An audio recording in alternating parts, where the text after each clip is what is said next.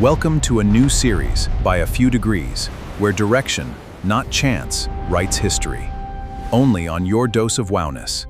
June 4th, 1942. Somewhere over the Pacific, an American pilot named John Waldron is about to lead 15 planes into an attack with no fighter cover and no backup, and every single one of them is about to be shot down. At almost the exact same moment, a completely different American squadron is lost, low on fuel, and about to break every rule in the manual by continuing the search anyway. Neither squadron knows the other exists. Neither one knows what's about to happen in the next 5 minutes. What's about to happen is the turning point of the entire Pacific War, and almost nobody planned it. This is day 5 of By a Few Degrees, and it's the only wartime story in this arc. We're treating it carefully. Subscribe to catch the rest of the run. 6 months after the attack on Pearl Harbor, the Imperial Japanese Navy is attempting to permanently secure the Pacific. Their fleet is bearing down on Midway Atoll, intending to draw out and destroy the few remaining American aircraft carriers. In our last episode, we saw how the sinking of the Titanic hinged on a single, decisive order from one person. The Battle of Midway operates on a completely different mechanism. The American victory here turns entirely on the chaotic, uncoordinated convergence of entirely separate search patterns, overlapping by pure chance. The American carriers launched their aircraft that morning based on estimates of the Japanese fleet's location, but those estimates were wrong. Instead of a synchronized strike force, the American response fractured into a scattered mess of independent squadrons, each conducting a desperate, isolated search across miles of empty open ocean. John Waldron commands Torpedo Squadron 8, known as VT-8, flying out of the USS Hornet. Realizing the initial search heading is empty, Waldron makes an independent, uncoordinated decision to break away from the rest of his air group and fly exactly where his gut tells him the enemy actually is. Waldron's instinct is spot on, but it puts his men in an impossible position. His slow, low-flying torpedo bombers arrive completely unsupported by friendly dive bombers or fighter escorts, flying directly into a swarm of Japanese Zero fighters.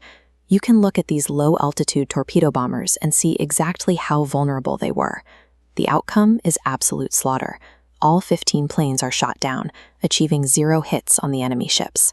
One survivor hides under a seat cushion in the water. Fending off Waldron's attack dragged the entire Japanese air patrol down to sea level. By forcing the Japanese fighters to drop altitude and occupy their carrier decks with defensive maneuvering, VT-8 functions as an accidental, fatal decoy. They clear the high-altitude skies at the exact moment another lost American squadron is closing in. If stories like this, where history turns on a gut call, are why you're here, let us know in the comments. It shapes which angles we chase in future arcs. Far above the ocean, Lieutenant Commander Wade McClusky leads a strike force of dive bombers from the USS Enterprise. They find empty water at their assigned coordinates, and their fuel gauges are dropping dangerously low. Standard fuel conservation protocols dictate that McClusky should turn back to the Enterprise. Instead, he makes a massive, rule-breaking gut call. He decides to extend the search, risking his entire squadron's ability to make it home. That extended flight path yields a single lucky break, spotting a lone Japanese destroyer called the Arashi. McClusky makes an educated guess that the ship is returning to the main fleet, and he aligns his bombers to follow its wake. Down on the surface, Japanese commander Chuichi Nagumo is completely unaware of the approaching dive bombers. On this carrier deck, and 3 others like it, Nagumo has spent the last hour frantically ordering his crews to swap aircraft ordnance back and forth between land bombs and ship-killing torpedoes. That frantic swapping creates a massive vulnerability. As McClusky's bombers crest the horizon, the Japanese flight and hangar decks are covered in exposed fuel lines and live bombs, an unprotected powder keg. The 2 distinct timelines violently collide. While the Japanese fighters are still trapped at sea level, finishing off the torpedo bombers, McClusky's dive bombers arrive high above them, falling out of the clouds completely unopposed. By pure chance, a 3rd strike group from the USS Yorktown arrives at almost the exact same time. These entirely separate squadrons converge perfectly over the Japanese fleet, within minutes of each other, arriving from different headings with 0 coordination. The result is 5 minutes of absolute destruction. Unimpeded, American bombs strike 3 Japanese carriers. Initial strikes are devastating, but secondary explosions doom the ships. Exposed ordnance and fuel from Nagumo's chaotic rearming process detonate, tearing the carriers apart.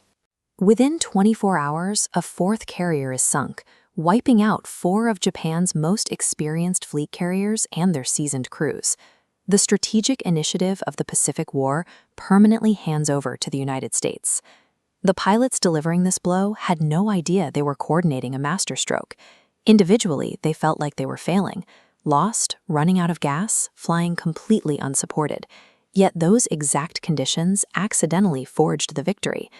If Waldron doesn't break away, if McClusky doesn't gamble his fuel, or if the Arashi leaves a few minutes earlier, the angles never align. Remove any one of those independent decisions, and the entire trajectory of the Pacific War takes a completely different path. 4 Japanese carriers, gone in about 24 hours, because a handful of lost, underfueled, unsupported squadrons happened to arrive at the same fleet within the same 5 minutes. Tomorrow, we go back to a single vehicle and a single moment. An airship the size of an ocean liner, one late turn to correct for a crosswind, and a spark that ended the age of passenger airships for good. 1937. The Hindenburg.